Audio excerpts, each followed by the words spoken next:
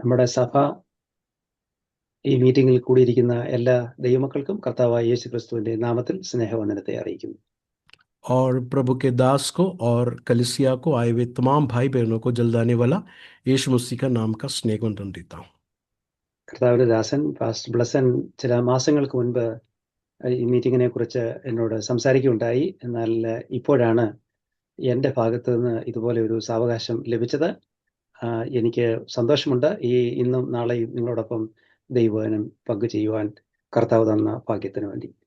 Pastor ब्लेसन ने मुझे कुछ महीनों से कॉल कर रहे थे, लेकिन मुझे ही आज अपॉर्चुनिटी मिला आप लोगों के बीच में आऊं, प्रभु के वचन से बात करो, इसके लिए मैं बहुत खुश हूँ। കർത്താവിന്റെ ദാസൻ പറഞ്ഞതുപോലെ ഞാൻ ഇവിടെ ഇംഗ്ലണ്ടിൽ ഓൾ നേഷൻസ് ക്രിസ്ത്യൻ കോളേജ് എന്ന് പറയുന്ന ഒരു ക്രോസ് കൾച്ചറൽ മിഷണറി ട്രെയിനിങ് കോളേജിന്റെ ഭാഗമായി പ്രവർത്തിക്കുന്നു. കഴിഞ്ഞ 23 വർഷമായി ഇവിടെ ദൈവവചനം പഠിപ്പിക്കുന്നു. और जिस तरह आप लोग ने सुना, ऑल नेशंस क्रिश्चियन कॉलेज करके इंग्लैंड में क्रॉस कल्चर मिशनरीज लोगों को ट्रेन करता हुआ जगह पर प्रभु के वचन को सिखाते हैं। पिछला 23 साल से प्रभु के वचन को वो सिखा रहे हैं। ഞങ്ങളുടെ ഈ കോളേജ് കഴിഞ്ഞ 134 വർഷങ്ങളായി ദൈവമക്കളെ മിഷണറിമാരെ ദൈവവചനം പഠിപ്പിച്ച് ട്രെയിൻ ചെയ്ത് ഏതാണ്ട് 11,000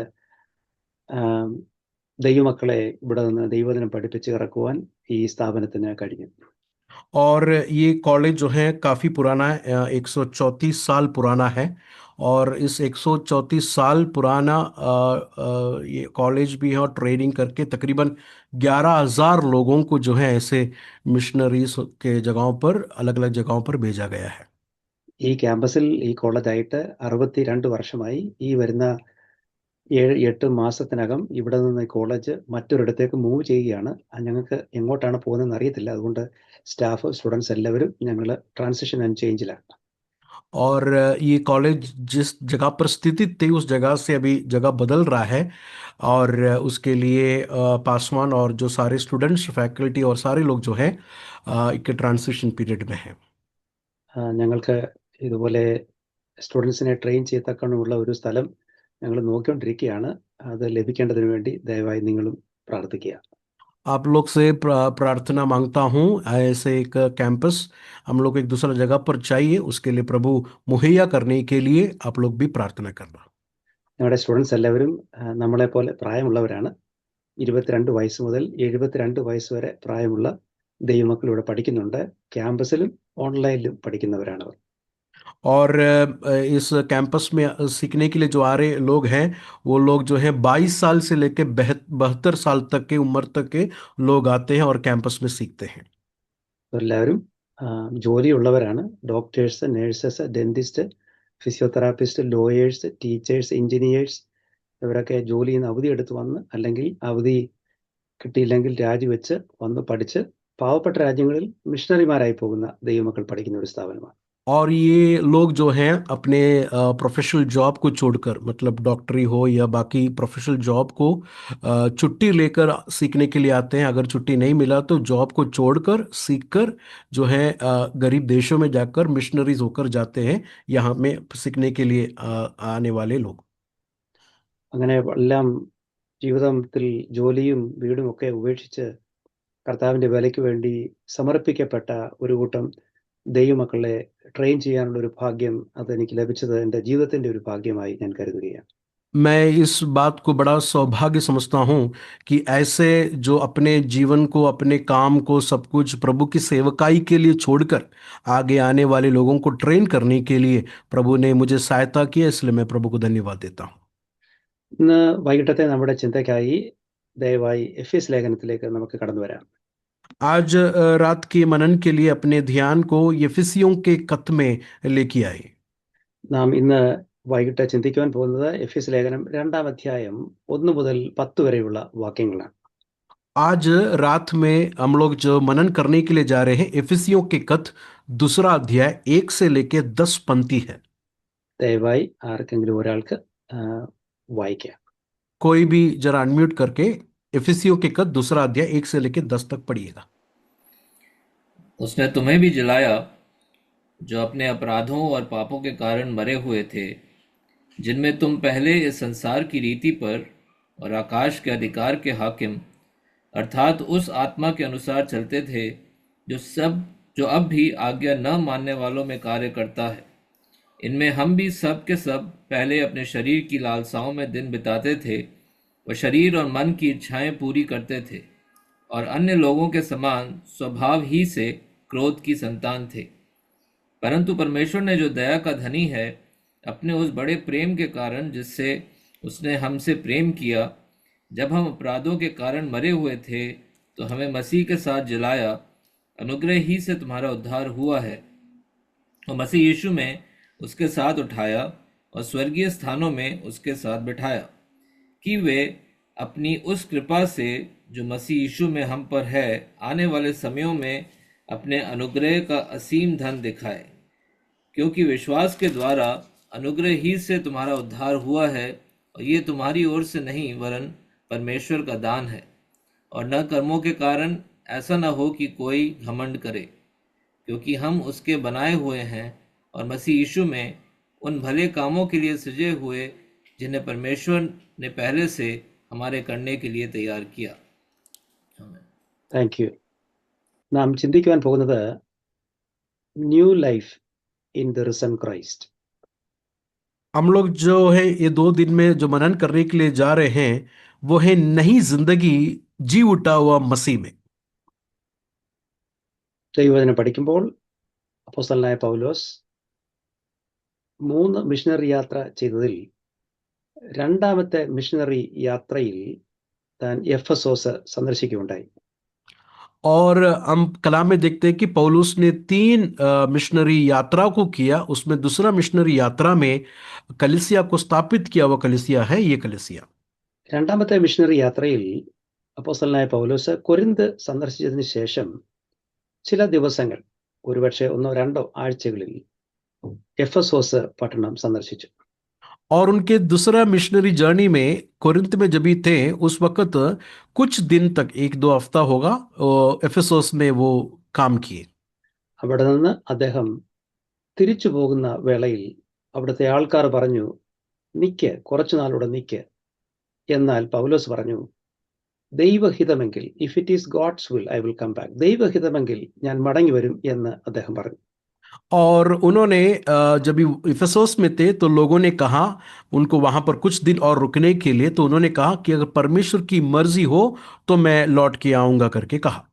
അങ്ങനെ ഇൻവിറ്റേഷൻ ലഭിച്ചെങ്കിലും തനിക്ക് പരിശുദ്ധാത്മാവിന്റെ ഒരു നിയോഗം ഇല്ലാത്തതിനാൽ അവിടെ നിന്ന് പോയി. എന്നാൽ മൂന്നാമത്തെ മിഷണറി യാത്രയിൽ ദൈവം തന്നെ എഫെസോസിൽ കൊണ്ടുവന്നു.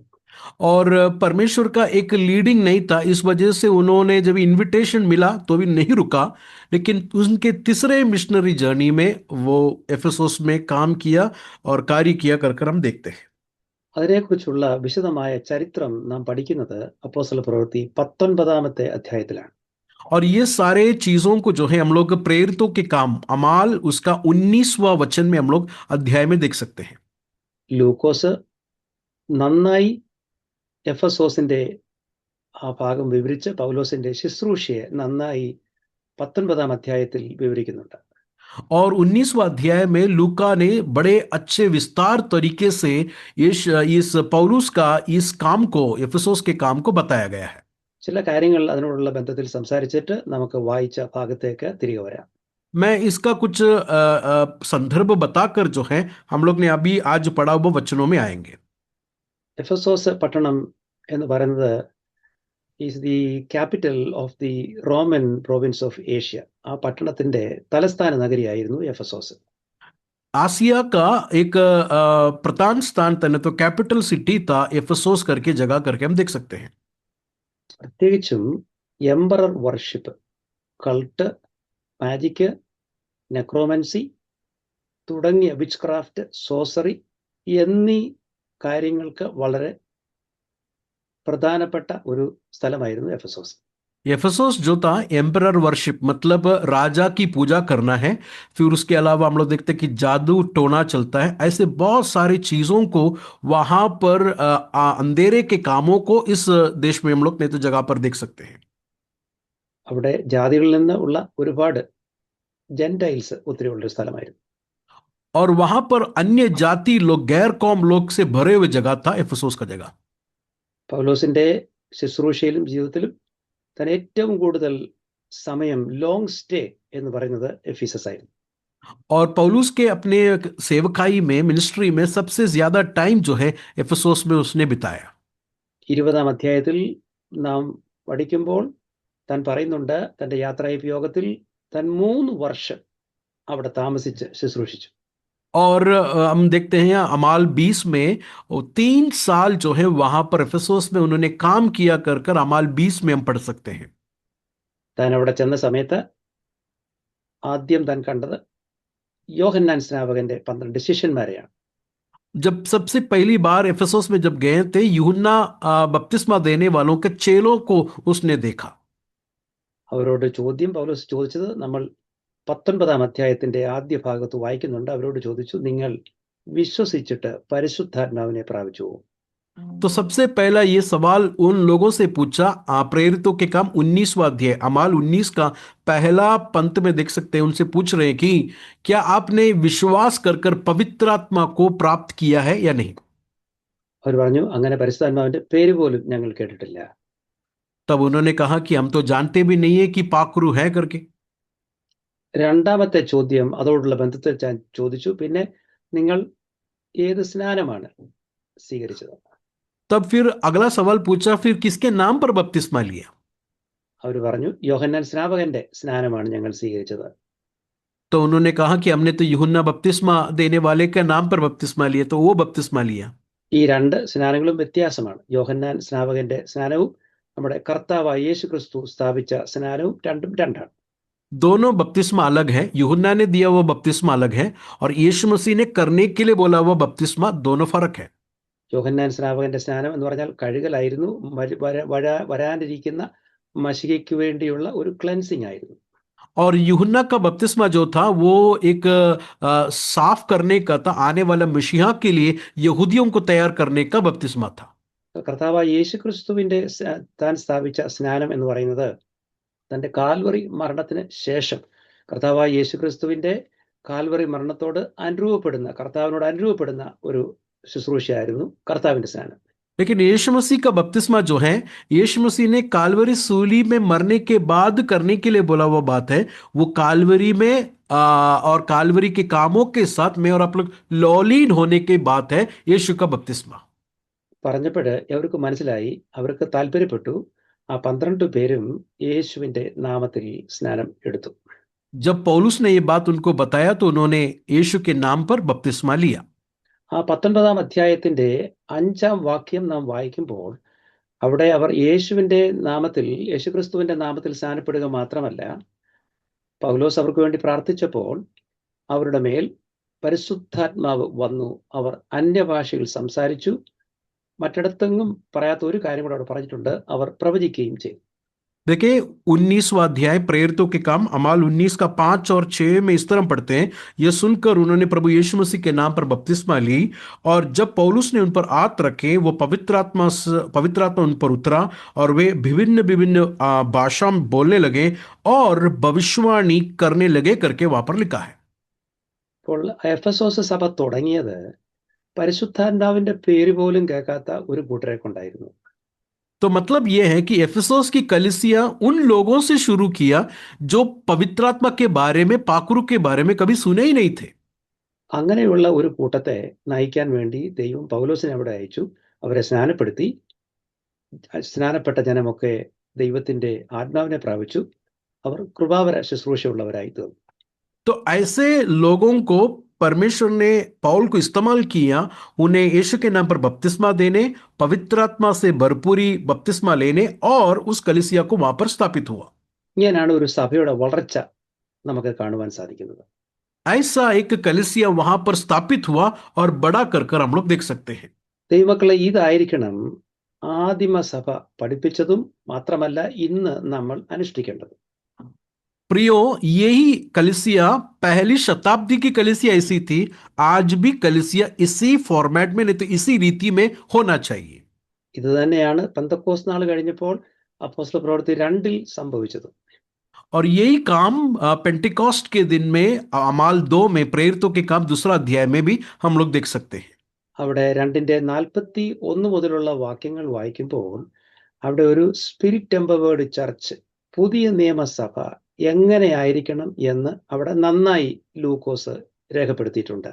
अमाल 2 का प्रेरितों के काम 2 अध्याय उसको 40 वचन से आगे पढ़ेंगे तो एक आत्मा से भरपूर हो गया वह कलीसिया कैसा होना चाहिए करके वहां पर अच्छी रीति से बताया गया है.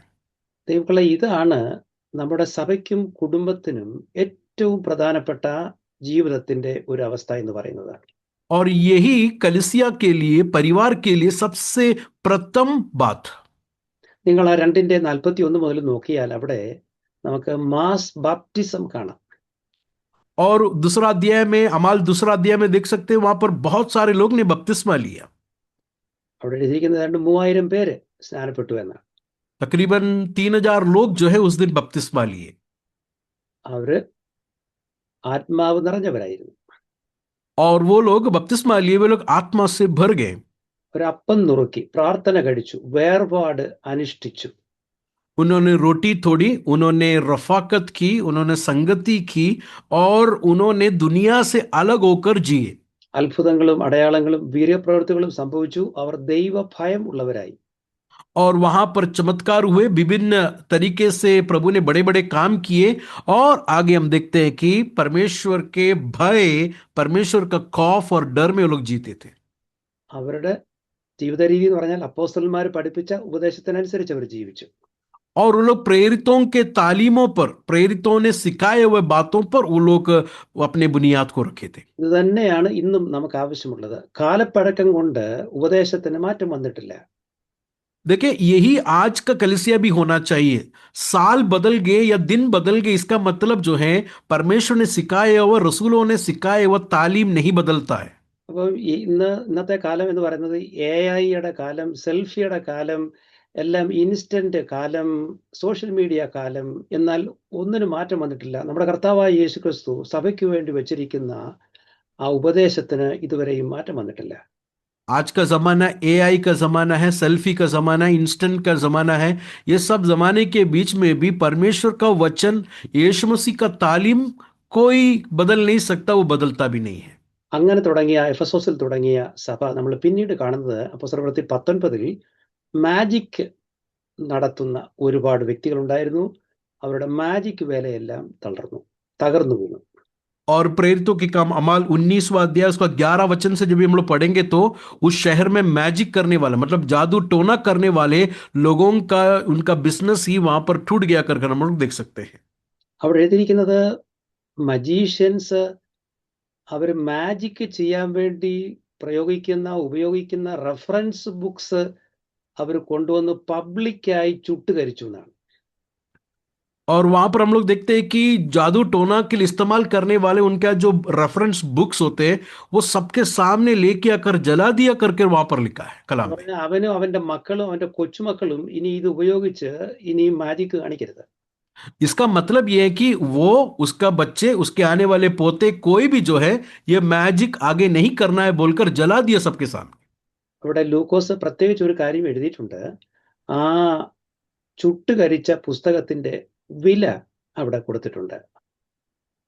वहां पर लूका ने जो जलाए वह बुक का कीमत को लिखा है. ആ ചുട്ടുകരിച്ച പുസ്തകത്തിന്റെ വില എന്ന് പറയുന്നത് 3 തലമുറ, അപ്പന്, മോന്, കൊച്ചുമോന്, 3 തലമുറ ജോലി ചെയ്തുണ്ടാക്കുന്ന ശമ്പളത്തിന് തുല്യമാണ്.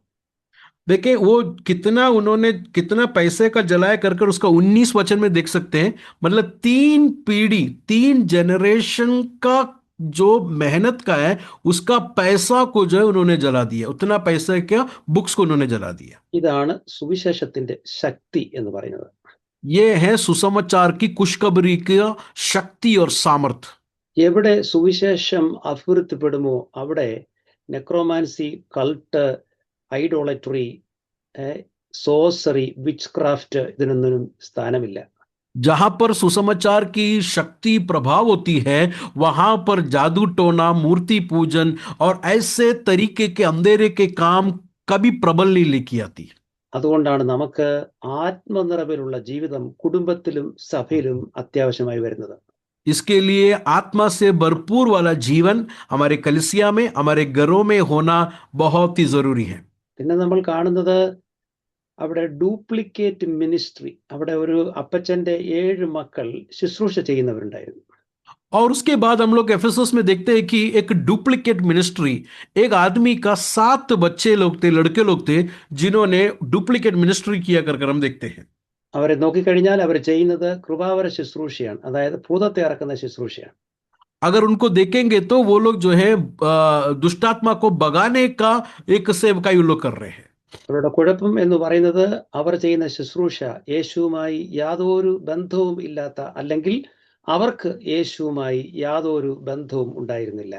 ये सेवकाई करने वाले ये 7 लड़कों को यीशु के साथ कोई रिश्ता नहीं था. അതുകൊണ്ട് അവർക്ക് സംഭവിച്ചത് അവർ ജനിച്ച പടുതിയിൽ ഓടിയെന്നാണ് ലൂക്കോസ് അവിടെ എഴുതിയിരിക്കുന്നത്. तो इसके लिए वहां पर हम देखते हैं कि उनको दुष्टात्मा ने कपड़े को निकालकर उन्हें नंगा कर कर जो है भगा दिया कर हम देखते हैं. അടുത്ത ഒരു കാര്യം ഇവിടെ പറഞ്ഞിരിക്കുന്നത് ഡയാന ദേവതയുടെ അമ്പലം അവിടെ ഉണ്ടായിരുന്നു. और उसके बाद एफेसस में अगला देखते हैं, उसका 28 वचन से देखते हैं कि वहां पर डायना करके एक बड़ी देवी का वहां पर मंदिर था. അവിടെ വരുന്ന ആരാധിച്ച് ഈ അവരുടെ സ്റ്റാച്യു മേടിച്ചുകൊണ്ട് പോകുന്ന ഉണ്ടാക്കുന്ന അവരുടെ ആൾക്കാരുടെയൊക്കെ ബിസിനസ് പൊട്ടാൻ തുടങ്ങി. और वहां पर स्टैचू लेने वाले, मूर्ति लेने वालों का बिजनेस जो है वहां पर टूटना शुरू हो गया. അപ്പൊ ഇത്രയും വളരെ വിശദമായി ഞാൻ പറഞ്ഞതിന്റെ കാര്യം, 3 വർഷത്തെ പൗലോസിന്റെ ശുശ്രൂഷയിൽ അത്ഭുതങ്ങളും അടയാളങ്ങളും വീര്യപ്രവൃത്തികളും ആ പട്ടണത്തിൽ നടന്നു. तो ये कहने का मतलब ये है कि 3 साल की उनकी सेवकाई में उस देश में, उस जगह पर जो है चमत्कार और परमेश्वर के बड़े बड़े अद्भुत कामें हुए. അത് നമ്മൾ വായിക്കുന്നത് 19-ാം അധ്യായത്തിന്റെ 11-12 വാക്യങ്ങൾ വായിക്കുമ്പോൾ അവിടെ ദൈവം പൗലോസിന്റെ കയ്യാൽ എക്സ്ട്രാ ഓർഡിനറി മിറക്കിൾസ് എന്നാണ് ഇംഗ്ലീഷിൽ എഴുതിയിരിക്കുന്നത്. उसका 11 वचन में हम पढ़ते हैं 19 का 11 में, प्रेरितों के काम 19 का 11 में, और परमेश्वर पौलुस के हाथ से सामर्थ के अनोखे काम दिखाए थे. പൗലോസ് ചെയ്തെന്നല്ല, ദൈവം ചെയ്തെന്നാണ്. वहां पर पौलुस ने किया करके नहीं लिखा, बल्कि परमेश्वर ने, खुदावंद ने किया करके लिखा है. അതുകൊണ്ട് പൗലോസിന് ക്രെഡിറ്റ് എടുക്കാനൊന്നുമില്ല, ദൈവമാണ് അത്ഭുതത്തിന്റെ ഉടയവൻ. तो पौलुस यहां पर क्रेडिट नहीं ले सकता, खुदावंद है यहां पर ये चमत्कार, नहीं तो ये काम करने के लिए सामर्थ रखता है. ശുശ്രൂഷകന്മാരെല്ലാവരും ദൈവത്തിന്റെ ദാസന്മാരാണ്, അവർ ദൈവമല്ല. देखिए, सेवक लोग जो हैं वो लोग प्रभु के दास लोग हैं, वो लोग ये सब नहीं करते हैं. അതുകൊണ്ട് ആരെയും ഒരു ശുശ്രൂഷകനെയും നമ്മൾ സെലിബ്രിറ്റിയായി വെച്ചുകൊണ്ടിരിക്കരുത്. तो इसके लिए कोई भी पास्टर को या कोई भी सेवक को जो हम लोग सेलिब्रिटी नहीं बनाना है. എന്നിട്ട് നമ്മൾ അവിടെ വീണ്ടും കാണുന്നത് അദ്ദേഹം ഒരു ടൈറാനസ് ഹാൾ എന്ന് പറയുന്ന ലെക്ചർ ഹാൾ വാടകയ്ക്കെടുത്ത് 2 വർഷം ദൈവവചനം പഠിപ്പിച്ചു. और उसके बाद हम लोग देखते हैं कि एफेसोस में त्रुनोस करके एक बड़ा सा पाठशाला है, उस पाठशाला में 2 साल प्रभु के वचन को उन्होंने सिखाया. ഇതിന്റെ ഒരു സമ്മറി അടുത്ത അധ്യായത്തിൽ, 20-ാം അധ്യായത്തിൽ നമ്മളത് ചിന്തിക്കുന്നില്ല, പിന്നീട് സമയം ലഭിക്കുമ്പോൾ നിങ്ങൾ വായിച്ചു നോക്കുക. 20-ാം അധ്യായത്തിൽ യാത്രയയപ്പ് യോഗത്തിൽ താൻ അവിടെ നന്നായി 17 മുതലുള്ള വാക്യങ്ങളിൽ താൻ ചെയ്ത ശുശ്രൂഷയുടെ ഒരു സമ്മറി അവിടെ കാണുവാൻ കഴിയും. प्रियो, आप लोग को जब भी समय मिलेगा तो अमाल 20 का 17 से लेके आप 38 तक का वचन आप बाद में पढ़िएगा. वहां पर 3 साल उन्होंने जो सेवकाई किया, उस सेवकाई के एक समरी को वहां पर पौलुस बताता है. താൻ അവിടെ 3 വർഷം ശുശ്രൂഷ ചെയ്തപ്പോൾ താൻ കണ്ണുനീരോടെ ഇവർക്ക് വേണ്ടി പ്രാർത്ഥിച്ചു എന്ന് താൻ പറയുന്നുണ്ട്. वो 3 साल की सेवकाई में पौलुस जो है आंसू बगाकर इनके लिए प्रार्थना किया कर कहता है. അദ്ദേഹം അങ്ങനെ 3 വർഷം കരഞ്ഞത് പുള്ളിക്ക് ഫുഡോ അല്ലെങ്കിൽ ക്ലോത്ത്സോ ഒന്നും ഇല്ലാത്തതുകൊണ്ടല്ല. പുള്ളി അവിടെ നിന്ന് പോയതിനു ശേഷം ദുരുപദേശം പ്രസംഗിക്കുന്നവർ വന്ന് ആട്ടിൻകൂട്ടത്തെ നശിപ്പിച്ചു കളയും, അതിനുവേണ്ടി പുള്ളി കരഞ്ഞു പ്രാർത്ഥിച്ചതാണ്. क्यों रो रहा था पॉल? उनको भूख लगा इस वजह से नहीं, उनको कपड़े की जरूरत है इस वजह से नहीं, बल्कि इसके लिए रोया क्योंकि वो जानता था कि इनके जाने के बाद फाड़ने वाले भेड़िया उनके बीच में आकर झुंड को जो है वो अलग कर देंगे। ये सोचकर वो लोग वो रोते थे उनके लिए। ഒരു കാരോട് പറഞ്ഞതിന് ശേഷം നാം നമ്മുടെ ചിന്തയിലേക്ക് തിരിച്ചു വരും. അദ്ദേഹം അവിടെ പറഞ്ഞൊരു കാര്യമുണ്ട്, നിങ്ങൾ ജാഗരൂകരായിരിക്കണം. ഞാൻ ഇവിടുന്ന് പോയതിനു ശേഷം കൊടിയ ചെന്നായ്ക്കൾ വരും, ചിലർ നിങ്ങളുടെ ഇടയിൽ നിന്ന് തന്നെ എഴുന്നേൽക്കും. मैं एक और विषय बोलकर मैं अपना वो सब्जेक्ट में आएंगे। 20 का 28 जरा देख के, अमाल 20 का 28 में पौलुस कहता है कि इसलिए अपने आप को और झुंड की चौकसी कर, क्योंकि मेरे जाने के बाद फाड़ने वाले भेड़िया तुम में आएंगे और तुम्हारे बीच में से ही मनुष्य उठेंगे और विभिन्न टेढ़ी मेढ़ी बातों को वो लोग करेंगे। നമുക്കൊരു കാര്യം ഇവിടെ ചിന്തിക്കേണ്ടതുണ്ട്. ഈ 3 വർഷം ഈ ദൈവദാസൻ കരഞ്ഞു പ്രാർത്ഥിച്ചതുകൊണ്ട് ഈ സഭയ്ക്ക് എന്തെങ്കിലും ഗുണമുണ്ടായോ എന്നൊരു ചോദ്യം നമുക്ക് ചോദിക്കണം. तो एक बात हम लोग अपने आप से सवाल पूछना चाहिए, 3 साल ये पास्टर ने कलीसिया में मेहनत करने के बाद क्या कुछ फायदा हुआ है? ഇത് കാണുന്നത് അടുത്ത തലമുറ വരുമ്പോഴാണ്. ये कब दिखता है? अगला जनरेशन जब ये आता है तब दिखता है। ഇത് കാണണമെങ്കിൽ റെവലേഷൻ 2ലേക്ക് വരണം. ये अगर देखना है तो मुकाशवा 2 अध्याय में आना चाहिए, प्रकाशित वाक्य 2 अध्याय में। അപ്പൊ അതുകൂടെ ചിന്തിച്ച ശേഷം നമ്മൾ തിരിച്ച് ലേഖനത്തിലേക്ക് വരും. ദയവായി എടുത്താട്ടെ റെവലേഷൻ, വെളിപ്പാട് പുസ്തകം 2-ാം അധ്യായത്തിന്റെ ആദ്യം മുതലുള്ള ഭാഗങ്ങൾ, ചില വാക്യങ്ങൾ നമുക്ക് വായിക്കാം. वो भी सोचकर जो है हम अपनी चिंता में आएंगे। मुकाशवा प्रकाशित वाक्य 2 अध्याय, उसका पहला कुछ वचनों को जरा पढ़िएगा। അവിടെ നാം വായിക്കുന്ന സമയത്ത് ഒരു പ്രത്യേക വാചകമുണ്ട്. നിങ്ങളുടെ ഇടയിൽ ഒരുവൻ അപ്പോസ്തോലൻ എന്ന് പറഞ്ഞു വരികയാണെങ്കിൽ അവൻ ശരിയായ സത്യമായ അപ്പോസ്തോലനാണോ അല്ലയോ എന്ന് തിരിച്ചറിയാൻ നിങ്ങൾക്ക് സാധിക്കും. देखिए 2 वचन में क्या लिखा है कि तुम्हारे बीच में जब भी कोई झूठा प्रेरित रसूल आता है तो तुम परखते हो, तुम जानते हो वो झूठ है या सच है करके। അപ്പോൾ ഒരു ദുരുപദേശകൻ വന്നാൽ ഇവൻ ദൈവത്തിന്റെ അല്ല, ആരാണ് യഥാർത്ഥ ദൈവദാസൻ, ആരാണ് കള്ളൻ എന്നറിയാനുള്ള ഗുണത്തിൽ ആ സഭ വളർന്നത് ഒരു ദൈവദാസന്റെ പ്രാർത്ഥനയും 3 വർഷത്തെ ശുശ്രൂഷയും. देखिए ये पास्टर का 3 साल की सेवकाई के कारण ये चर्च कितना अच्छा हो गया कि वो लोग परखने, डिसर्न करना शुरू हो गए, भेद और झूठ और अच्छे की भेद को लोग समझने शुरू किए, क्योंकि वो पास्टर के वो 3 साल की सेवकाई के कारण। അപ്പൊ നമുക്ക് മനസ്സിലാകുമല്ലോ, നമ്മുടെ പ്രാർത്ഥന, ഒരു ദൈവദാസന്റെ പ്രാർത്ഥന, ഹൃദയം നൊന്ത് ഉള്ള പ്രാർത്ഥന തലമുറകളോളം അതിന്റെ ഫലം കാണും എന്ന് ഇതുകൊണ്ട് മനസ്സിലാകും. इसके लिए एक बात आप लोग समझना, एक पास्टर दिल रोकर, दिल टूटकर जब रोता है और विश्वासियों के लिए प्रार्थना करता है, उनके अगले जनरेशन में वो प्रार्थना का जवाब को हम लोग देख सकते हैं। നമ്മുടെ ചിന്തയിലേക്ക് തിരിച്ചു വരാം. നമ്മൾ വായിച്ച ഭാഗം എഫേസ്യ ലേഖനമാണ്. ദയവായി തിരിച്ചു വന്നാട്ടെ. 2-ാം അധ്യായമാണ് നമ്മൾ വായിച്ചത്. നമ്മുടെ ചിന്ത എന്ന് പറയുന്നത് new life in the risen Christ എന്നതാണ്. हम लोग अपने चिंता में वापस आएंगे। एफिसियों के खत उसका 2 अध्याय, उसका 1 से लेकर 10 में हमने देखा था। हमारा विषय है पुनर्जीवित मसीह में नया जीवन। ഈ 10 വാക്യങ്ങളിൽ ഒരു ഹ്യൂമൻ ഡയഗ്നോസിസ് ആണ് നമുക്ക് കാണുവാൻ സാധിക്കുന്നത്. मेरे प्रियो, ये 10 वचनों में हमारा एक डायग्नोसिस, नहीं तो हमारा जांच को, एक इंसान को जांचता हुआ हम लोग देख सकते हैं। ഓപ്റ്റിമിസം അല്ല, ഇവിടെ പെസിമിസമാണ് ഈ വാക്യങ്ങളിലെല്ലാം നമുക്ക് കാണുവാൻ സാധിക്കുന്നത്. ശുഭാപ്തി വിശ്വാസമല്ല. यहां पर ये 10 वचन को जब भी हम लोग पढ़ेंगे, शुरू के वचन को जब भी हम लोग पढ़ेंगे, तो एक पॉजिटिव बात को नहीं पिक्चर आता है, बल्कि एक नेगेटिविज्म जो है एक पिक्चर हमारे सामने आता है। അത് കുറെ പേർക്കല്ല, എല്ലാവർക്കും, every person is affected by this. ये जो प्रॉब्लम है, ये सारे लोग इसमें अफेक्टेड है करके हम लोग देख सकते हैं। പ്രത്യേകിച്ചും ആ പെസിമിസം എന്ന് പറയുന്നത്, 1 ഡെഡ്നെസ്, 2 ഡാർക്ക്നെസ്, മരണത്തിന്റെ അവസ്ഥ, ഇരുട്ടിന്റെ അവസ്ഥ. ये जो नेगेटिव बात है क्या है? सबसे पहला मृत्यु, मौत। दूसरी बात अंधेरा। ഇത് മനുഷ്യന്റെ ഡയഗ്നോസിസ് ആണ്. ये इंसान के बारे में परमेश्वर करता हुआ जांच है, टेस्ट है करके हम लोग देख सकते हैं। എന്നാൽ ഇനി ദൈവത്തിന്റെ ഭാഗത്ത് നോക്കുമ്പോൾ ഒപ്റ്റിമിസമാണ് കാണുന്നത്. लेकिन परमेश्वर के तरफ से हम लोग देखेंगे तो पॉजिटिव को देख सकते हैं कलाम में। അവിടെ ജീവനും വെളിച്ചവും, ലൈഫ് ആൻഡ് ലൈറ്റ്.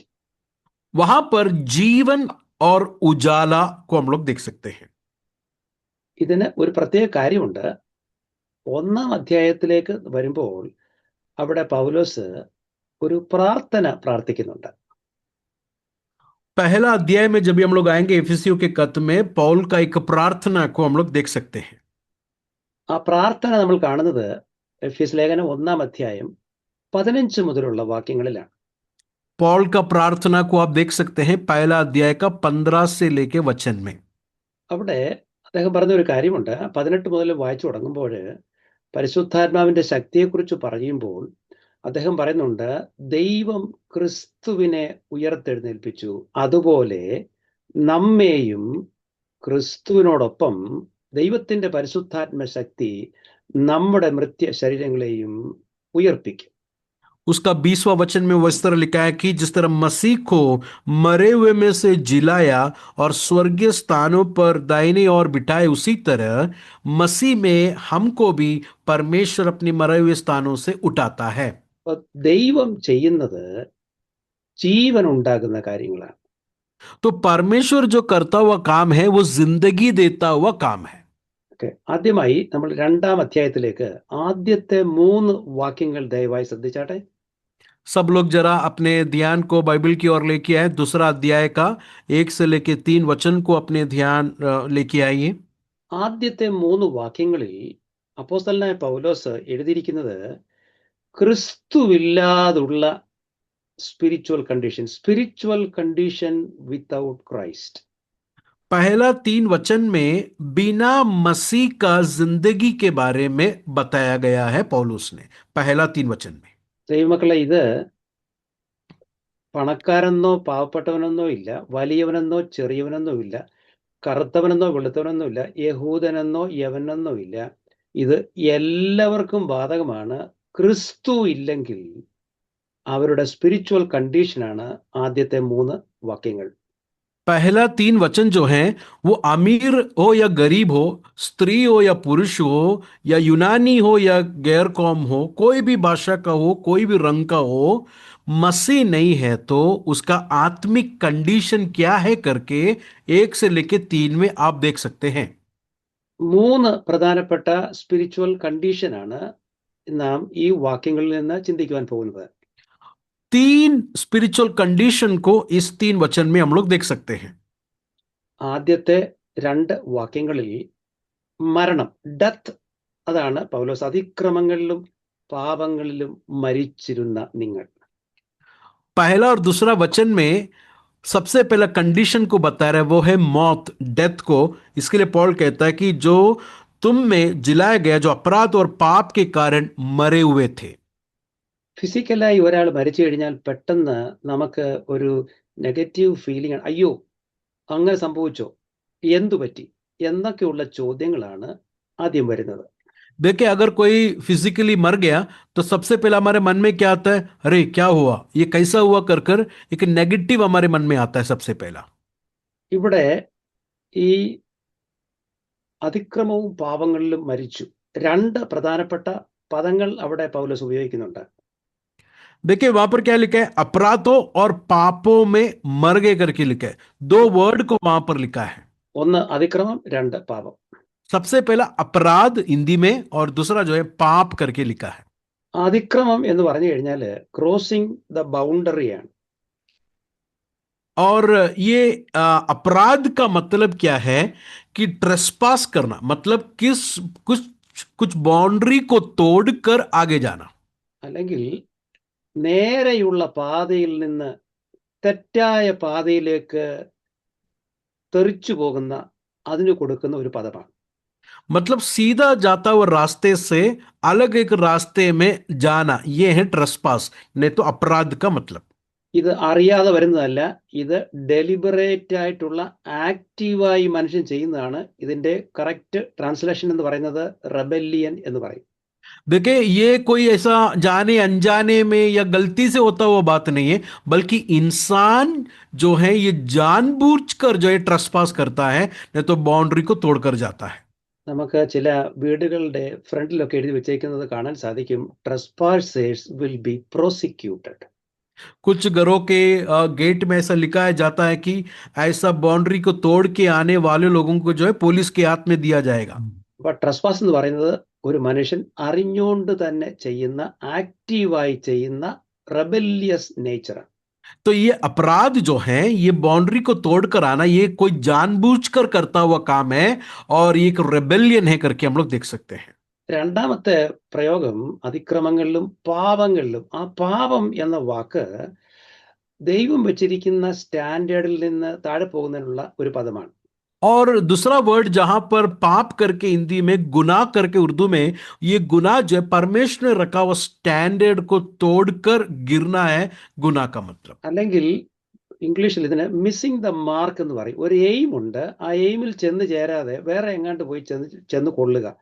അതിന് പറയുന്ന പേരാണ് ഈ പാപം അല്ലെങ്കിൽ മിസ്സിംഗ് ദ മാർക്ക് എന്ന് പറയുന്നത്. ये पाप का मतलब क्या है? एम, जो मार्क आगे जो रखा हुआ है, निशानी रखा है, वो निशानी से चुक जाना, ये है पाप का, नहीं तो गुनाह का मतलब। നേരത്തെ പറഞ്ഞ അതിക്രമം ആക്റ്റീവ് റോൾ ആയിരുന്നെങ്കിൽ, ഇവിടെ പറഞ്ഞ ഈ സിന്ന് അല്ലെങ്കിൽ പാപം എന്ന് പറയുന്നത് പാസീവാണ്. देखिए, सबसे पहले मैंने जो बोला हुआ एक बाउंड्री को तोड़कर जाना, ये एक्टिव है, तो दूसरा जो मैंने कहा जो निशानी चुक जाना, ये पैसिव है। അതുകൊണ്ട് ആദ്യത്തേത് റെബല്ലിയൻ എന്ന് വിളിക്കുമെങ്കിൽ, രണ്ടാമത്തേത് ഇതിന് നമുക്ക് ഫെയിലുവർ എന്ന് വിളിക്കാം. देखिए, सबसे पहला चीज को रेबेलियन करना मतलब खिलाफ काम करना, दूसरा जो है ये चुक जाना, नहीं तो फेल होना, हार जाना, वो है उसका मतलब। അപ്പോൾ അറിഞ്ഞായാലും അറിയാതായാലും മരിച്ചുപോയി.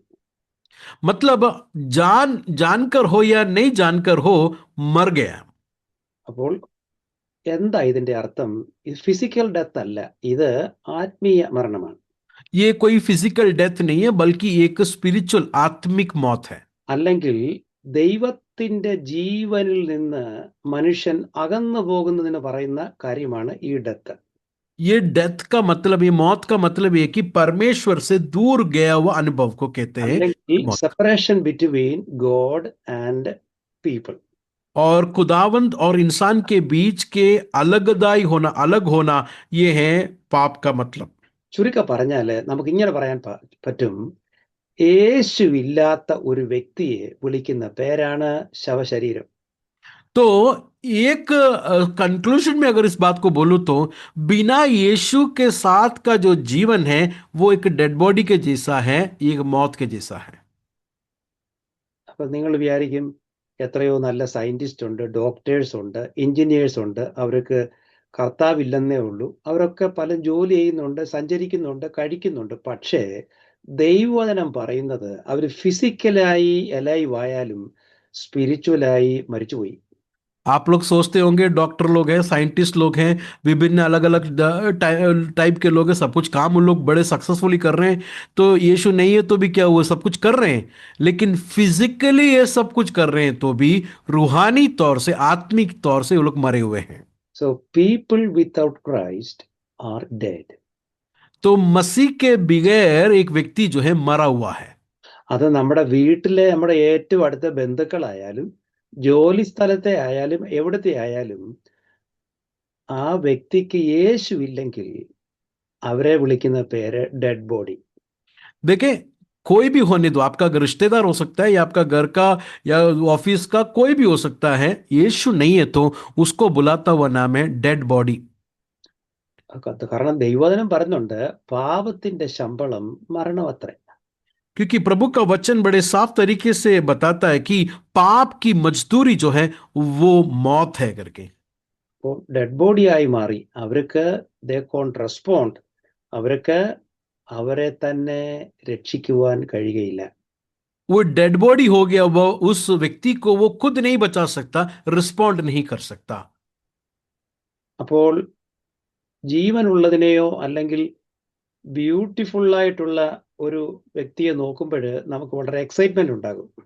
अगर एक जिंदा आदमी को देखते हैं, बहुत खूबसूरत है दिखते हैं, तो हमको एक्साइट होते हैं, बड़ा खुश होते हैं हम लोग। എന്നാൽ അതുപോലൊരു എക്സൈറ്റ്മെന്റ് തോന്നത്തില്ല ഒരു ഡെഡ് ബോഡിയെ കണ്ടാൽ.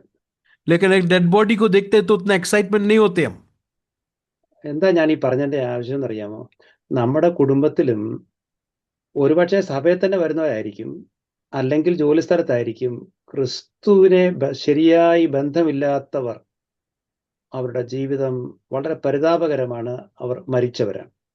देखिए, कहने का मतलब यह है कि मसीह नहीं है, शायद अपने चर्च में भी आते होंगे, आपका परिवार में होंगे, जीसस नहीं है तो उनका लाइफ ब्यूटीफुल नहीं है, खूबसूरत नहीं है।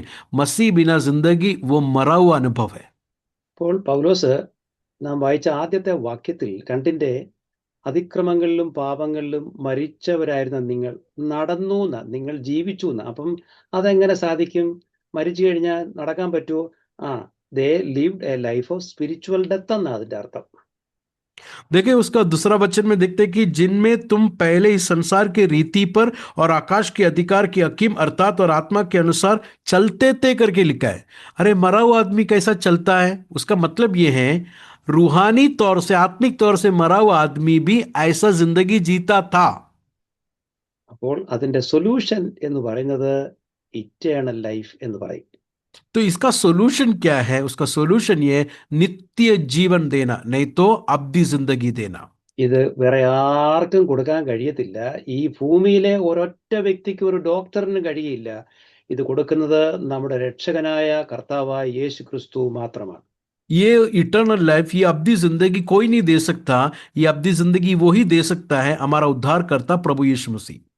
അപ്പോൾ ഞാൻ പറഞ്ഞു, ഈ സ്പിരിച്വൽ കണ്ടീഷൻ 3 കാര്യമാണ് ഞാൻ സംസാരിക്കാൻ പോകുന്നത്. ഒന്ന് ഡെത്ത്. तो मैंने आप लोग को कहा स्पिरिचुअल कंडीशन का 3 बातों को बात करेंगे। उसमें सबसे पहला था मौत।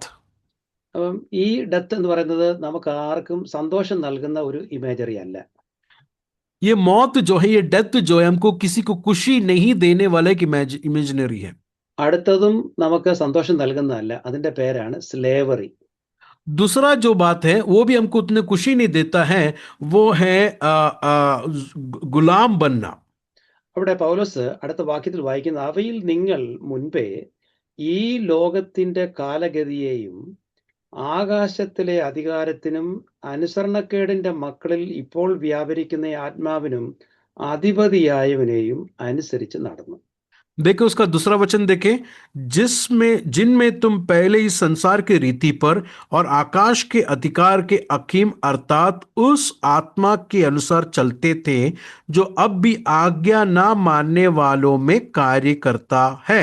तो मतलब ऐसे अधिकार के अनुसार मैं और आप लोग गुलाम थे करके हम लोग देख सकते हैं। എന്ന് പറഞ്ഞാൽ ഈ എഫെസോസിലെ വിശ്വാസികൾ ക്രിസ്തുവിനെ അറിയുന്നതിന് മുൻപ് എൻസ്ലേവ്ഡ് ആയിരുന്നു, സ്ലേവറിയിലായിരുന്നു. तो मसीह को जानने से पहले एक व्यक्ति जो है वो गुलामी में रहता है। 3 കാരണങ്ങൾ: വേൾഡ്, ഫ്ലഷ്, ഡെവിൾ. 3 रीजन है गुलामी में जाने के कारण, दुनिया और शैतान और तीसरा जिस्म। ഇങ്ങനെയാണ് പൗലോസ് അവിടെ പറഞ്ഞിരിക്കുന്നത്, walked according to the age of this world. ലോകത്തിന്റെ കാലഗതിയെ അനുസരിച്ച് നടന്നു. देखिए दूसरा वचन देखे, इस पहले इस संसार के, इस दुनिया के रीति पर चलते थे। അതിന്റെ ഓപ്പോസിറ്റ് ആണ് കിങ്ഡം ഓഫ് ഗോഡ്. इसका ऑपोजिट है खुदावन की बादशाही। പക്ഷെ അവർ നടന്നത് ഈ ലോകത്തിന്റെ കാലഗതിയെ. देखे खुदावन की बादशाही का ऑपोजिट क्या है? इस दुनिया के चाल चलन। तो ये एफेसोस के लोग पहले कैसे चलते थे? इस दुनिया के चाल चलन पर चलते थे। ചുരുക്കം പറഞ്ഞാല് ഈവിൾ ആൻഡ് ഡാർക്ക്നെസ്, ഇത് രണ്ടുമാണ് ഇവർക്ക് ശേഷിപ്പുണ്ടായിരുന്നത്. तो क्या था इनके अंदर? ये शैतान था और दूसरा जो है अंधेरा था। ആകാശത്തിലെ അധികാരം എന്ന് പറയുന്നത് prince of the power of the air, the devil. आकाश के अधिकार और अकीम करके जो कहते हैं, ये शैतान को कहा जाता है। അപ്പോഴ് they were captive to the devil. तो शैतान के पकड़े हुए लोग थे ये लोग। പൗലോസ് പറഞ്ഞിരിക്കുന്നത് അനുസരണക്കേടിന്റെ മക്കളിൽ ഇപ്പോൾ വ്യാപരിക്കുന്ന ആത്മാവിനും അധിപതിയായവനെയും അനുസരിച്ചു നടന്നു. और वहां पर लिखा है कि आज्ञा ना मानने वालों में कार्य करते थे, उसके अनुसार तुम भी चलते थे। They were captive to the flesh. और अगला तीसरा बात जो है, बदन की जिस्म की ख्वाहिश में वो लोग चलते थे। എന്ന് പറഞ്ഞാല് ഇതൊരു ഫോളൻ ഹ്യൂമൻ നേച്ചറാണ്. അവര് അവരുടെ ശരീരത്തിന്റെയും മനസ്സിന്റെയും ഇഷ്ടമനുസരിച്ച് അവർ നടന്നു. तो एक गिरा हुआ एक इंसान किस तरह चलता है, उसी तरह ऐसा उस चाल चलन में ये एफिसोस के लोग भी चलते थे। അപ്പോൾ മരണം, പിന്നെ സ്ലേവറി. सबसे पहले हमने देखा मौत, दूसरा हमने देखा गुलामी, മൂന്നാമത്തേത് ഹോസ്റ്റിലിറ്റി എന്ന് പറയും, അല്ലെങ്കിൽ കണ്ടംനേഷൻ എന്ന് പറയും. और तीसरा जो बात है वो परमेश्वर से अलग होना, नहीं तो शत्रुता होना, नहीं तो शत्रु होना, दुश्मन होना। പൗലോസ് മൂന്നാം വാക്യത്തിൽ പറഞ്ഞത്, അവരുടെ ഇടയിൽ നാം എല്ലാവരും മുൻപേ നമ്മുടെ ജഡമോഹങ്ങളിൽ നടന്നു, ജഡത്തിനും മനോവികാരങ്ങൾക്കും ഇഷ്ടമായത് ചെയ്തുകൊണ്ട് മറ്റുള്ളവരെ പോലെ പ്രകൃതിയാൽ കോപത്തിന്റെ മക്കൾ. അതാണ് ഹോസ്റ്റിലിറ്റി. और तीसरा वचन जरा देखिए, हम भी सबके सब पहले अपने शरीर और लालसा के दिन बिताते थे और शरीर और मन की मनसाएं पूरी करते थे और लोगों के समान स्वभाव ही से क्रोध की संतान थे। क्रोध, ऑस्टिलिटी, नहीं तो परमेश्वर के प्रति दुश्मन थे। ഇത് തന്നെ പൗലോസ് മറ്റൊരു ലേഖനത്തിൽ പറയുന്നുണ്ട്. അതോടെ നമുക്ക് വായിക്കണം. അത് നമ്മൾ കാണുന്നത് കൊലോസി ലേഖനം 1-ാം അധ്യായത്തിലാണ്. यही बात को पौलुस दूसरा जगह पर कहता है, वो भी वचन को हम लोग पढ़ना है। कोलोसियों के पत्र 1 अध्याय में पौलुस ये बात को कहता है। അതിന്റെ 21, 22 വാക്യങ്ങളിൽ उसका 21 और 22 वचन में देख सकते हैं। അവിടെ പൗലോസ് പറഞ്ഞിരിക്കുന്നത് ഇപ്രകാരമാണ്: മുമ്പേ ദുഷ്പ്രവർത്തികളാൽ മനസ്സുകൊണ്ട് അകന്നവരും ശത്രുക്കളുമായിരുന്ന നിങ്ങളെ അവന്റെ മുൻപിൽ വിശുദ്ധരും നിഷ്കളങ്കരും കുറ്റമില്ലാത്തവരുമായി നിർത്തേണ്ടതിന് അവൻ ഇപ്പോൾ തൻ്റെ ജഡശരീരത്തിൽ തൻ്റെ മരണത്താൽ നിരപ്പിച്ചു. അവിടെ രണ്ട് കാര്യമാണ്. ഒന്ന്, നമ്മൾ ഹോസ്റ്റിലിറ്റിയിലായിരുന്നു, പക്ഷേ കർത്താവ് നമ്മെ റെക്കൺസിലിയേഷനിലേക്ക് കൊണ്ടുവന്നു. 21 और 22 वचन को मैं पढ़ता हूं। और उसने हम उसकी शारीरिक देह के मृत्यु के द्वारा तुम्हारा भी मेल करा लिया, जो पहले निकाले हुए थे और बुरे कामों के कारण मन से बैरी थे, ताकि तुम्हें अपने सम्मुख पवित्र और निष्कलंक और निर्दोष बनाकर उपस्थिति करे। वहां पर हम देख सकते हैं, हम लोग बुरे कामों के कारण बैरी थे, नहीं तो दुश्मन थे करके 21 वचन में हम लोग देख सकते हैं। നമുക്ക് ആർക്കെങ്കിലും ചിന്തിക്കാൻ സാധിക്കുമോ, ദൈവവുമായി നമ്മൾ ശത്രുത്വത്തിൽ ജീവിച്ചാൽ നമ്മൾ എന്തെങ്കിലും ജയിക്കുമെന്ന്? क्या आप लोगों को कभी ऐसा लगता है कि हम खुदावन के दुश्मन होंगे तो कभी ना कभी तो हम लोग जीतेंगे? आपको ऐसा लग रहा है? ഒരു മനുഷ്യൻ നമുക്കെതിരായി നിന്ന് കഴിഞ്ഞാൽ ഒരു പരിധി വരെയൊക്കെ നമുക്ക് പിടിച്ചു നിൽക്കാം. अगर कोई एक इंसान हमारा दुश्मन है तो हम लोग कभी ना कभी तो शायद जीतेंगे या लड़ाई करेंगे। ദൈവം നമുക്കെതിരായിട്ട് യുദ്ധം പ്രഖ്യാപിച്ച് നാം ദൈവത്തിന്റെ ശത്രുതമായി നിന്ന് കഴിഞ്ഞാൽ ജീവിതത്തിൽ ഒരിക്കലും ജയിക്കുകയില്ല. देखिए, लेकिन अगर खुदावंद हमारा दुश्मन बन के खुदावंद हमारी लड़ाई में आएंगे तो कभी भी हम लोग नहीं जीत पाएंगे। നിങ്ങൾ ആ വാക്യം ഒന്നുകൂടെ നോക്കിക്കാട്ടെ. എഫെസ്യ ലേഖനം 2-ാം അധ്യായം 2-3 വാക്യങ്ങളിൽ വായിക്കുമ്പോൾ, നമ്മളെ വിളിച്ചിരുന്ന പേര്, അല്ലെങ്കിൽ എഫെസോസിലെ വിശ്വാസികളെ യേശുവിനെ അറിയുന്നതിന് മുൻപ് വിളിച്ചിരുന്ന പേര്, നമ്മളും ആ കൂട്ടത്തിലാണ്. കർത്താവിനെ അറിയുന്നതിന് മുമ്പ് വിളിച്ചിരുന്ന പേര് മക്കളെന്നാണ്. പക്ഷേ മക്കളുടെ കൂടെ വേറൊരു വാക്കൂടെ ചേർത്തിട്ടുണ്ട്: കോപത്തിന്റെ മക്കൾ, അനുസരണക്കേടിന്റെ മക്കൾ. देखिए, हम लोग प्रभु में आने से पहले, नहीं तो एफेसोस के लोग प्रभु में आने से पहले उनको भी बच्चे, बेटे करके बुलाते थे, लेकिन प्रभु के बच्चे नहीं थे। उसका तीसरा वचन में देखो, वहां पर क्या लिखा है? क्रोध के संतान और आज्ञा ना मानने वालों के संतान करके हमको कहा गया था। ഇത് എഫെസോസിലെ പ്രോബ്ലം മാത്രമല്ല, നമ്മുടെ പ്രോബ്ലം മാത്രമല്ല, ഇതൊരു യൂണിവേഴ്സൽ പ്രോബ്ലമാണ്. ये एफेसोस का खाली प्रॉब्लम नहीं है, ये मेरा और आप लोग का प्रॉब्लम नहीं है, बल्कि ये पूरा यूनिवर्स का प्रॉब्लम है करके हम लोग समझना. അപ്പൊ ഇതൊരു ലോക്കൽ പ്രോബ്ലം ആണെങ്കിൽ ആ ലോക്കലിലെ ഗവൺമെന്റോ അല്ലെങ്കിൽ അവിടെ എന്തെങ്കിലുമൊക്കെ സൊല്യൂഷൻ കണ്ടുപിടിച്ച് ചെയ്തേനെ. പക്ഷേ ഇതൊരു ഗ്ലോബൽ പ്രോബ്ലം ആയതുകൊണ്ട് ഇതൊരു ഗ്ലോബൽ സൊല്യൂഷൻ ആവശ്യമാണ്. एक लोकल प्रॉब्लम अगर होता तो उधर का कोई गवर्नमेंट ये सॉल्व कर सकता था, लेकिन ये ग्लोबल प्रॉब्लम है, ये एक यूनिवर्सल प्रॉब्लम है. इसके लिए इसका सॉल्यूशन भी यूनिवर्सली चाहिए. ഒരു ഉദാഹരണം നമുക്ക് മനസ്സിലാകുന്നത് അടുത്ത സമയത്തേത് ഈ കോവിഡ് പാൻഡമിക്കിന്റെ ടൈമാണ്. ये हम लोग जल्दी समझ में आ सकता हुआ एक बात है, कोविड पैंडेमिक हुआ था. അതൊരു ലോക്കൽ പ്രോബ്ലം അല്ലായിരുന്നു, അതൊരു ഗ്ലോബൽ യൂണിവേഴ്സൽ പ്രോബ്ലം ആയിരുന്നു. वो एक लोकल प्रॉब्लम नहीं था, बल्कि एक यूनिवर्सल प्रॉब्लम था. അപ്പൊ യൂണിവേഴ്സൽ പ്രോബ്ലം സോൾവ് ചെയ്യാൻ വേണ്ടി എവിടെയെങ്കിലും ഇന്ത്യയെ മാത്രം ഈ വാക്സിൻ കൊടുത്താൽ അത് മാറത്തില്ല. കാരണം എല്ലാ രാജ്യത്തും അതിന്റെ സൊല്യൂഷൻ അത്യാവശ്യമായിരുന്നു. ये एक ग्लोबल प्रॉब्लम है, इसके लिए इंडिया में खाली वैक्सीनेशन देगा तो प्रॉब्लम सॉल्व नहीं होगा, हर एक जगह पर ये सॉल्यूशन देना चाहिए. അപ്പം അങ്ങനെ പാൻഡമിക് ഗ്ലോബൽ പ്രോബ്ലം ആയിരുന്നതുകൊണ്ട് സൊല്യൂഷനും ഗ്ലോബൽ സൊല്യൂഷനായി മാറി. എന്നതുപോലെ ഈ പറഞ്ഞ ഈ 3 കാര്യം, സിന്ന് അല്ലെങ്കിൽ ഡെത്ത്, സ്ലേവറി, ഹോസ്റ്റിലിറ്റി, ഇത് യൂണിവേഴ്സൽ പ്രോബ്ലം ആയതുകൊണ്ട് ഇതൊരു യൂണിവേഴ്സൽ सॉल्यूशन തന്നെ വേണം. देखे, ये हमने देखा हुआ ये 3 बातें क्या है, मौत है, दूसरा हमने देखा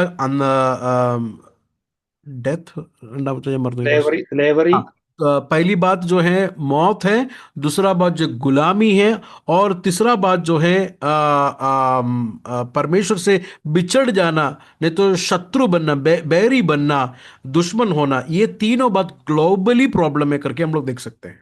അപ്പോൾ യൂണിവേഴ്സൽ പ്രോബ്ലം എന്ന് പറയുന്നത് ഈ sin and death became universal problem.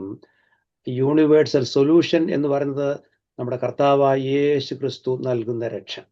पाप और मृत्यु जो है ये दुनिया में फैला हुआ एक प्रॉब्लम है, तो इसका सॉल्यूशन हमारा यीशु मसीह देता हुआ उद्धार है, रिडेम्पशन है करके हम लोग देख सकते हैं.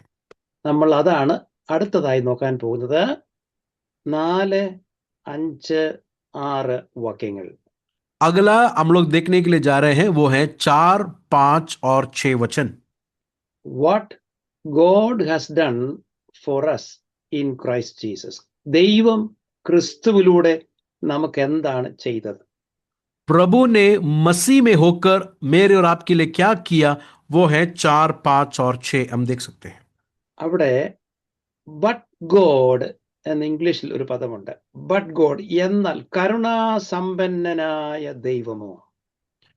उसका चौथा वचन देखे, परंतु परमेश्वर करके जो दया का धनी है करके कहा है. He made us alive with Christ, raised us up with him, and seated us up with him in the heavenly places. उसने हमें बड़े प्रेम के कारण, जिससे उसने हमसे प्रेम किया, जब हम अपराधों के कारण मरे हुए थे तो मसीह के साथ जिलाया, और अनुग्रह से तुम्हारा उद्धार हुआ है. ദയവായി ആ വാക്യങ്ങൾ ശ്രദ്ധിച്ചാട്ടെ. He made us alive with Christ. അവൻ ദൈവം ക്രിസ്തുവിനോടൊപ്പം നമ്മെ ജീവിപ്പിച്ചു എന്ന് പറയുമ്പോൾ നേരത്തെ നമ്മൾ മരിച്ചവരായിരുന്നു. കർത്താവ് നമുക്ക് CPR തന്നു, കർത്താവ് നമ്മെ എഴുന്നേൽപ്പിച്ചു. അപ്പോൾ ശവശരീരം എന്നുള്ള കണ്ടീഷൻ മാറി. देखिए 5वां वचन देखें, वहां पर क्या लिखा है, हमें मसीह के साथ जिलाया. जिलाया मतलब डेड बॉडी को, नहीं तो मरा हुआ व्यक्ति को CPR जैसा देता है, उस आदमी को दोबारा जिलाया मसीह में करके हम लोग सबसे पहला देखते हैं. तो मतलब मरा हुआ अवस्था से प्रभु ने हमको जिलाया.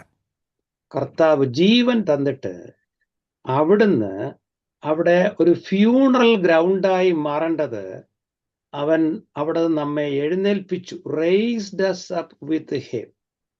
उसका 6वां वचन में लिखा है कि और मसीह यीशु के साथ हमें उठाया, मतलब एक फ्यूनरल ग्राउंड होने का था, लेकिन वहां से हमें उठाया करके हम लोग देख सकते हैं. അവിടൊന്നും തീർന്നില്ല. ദൈവം നമ്മെ ക്രിസ്തുവിനോടൊപ്പം സ്വർഗത്തിന്റെ അനുഭവത്തിൽ സ്വർഗസ്ഥലത്ത് കൊണ്ടിരുത്തി. वहां पर खत्म नहीं हुआ. तीसरा क्या लिखा है?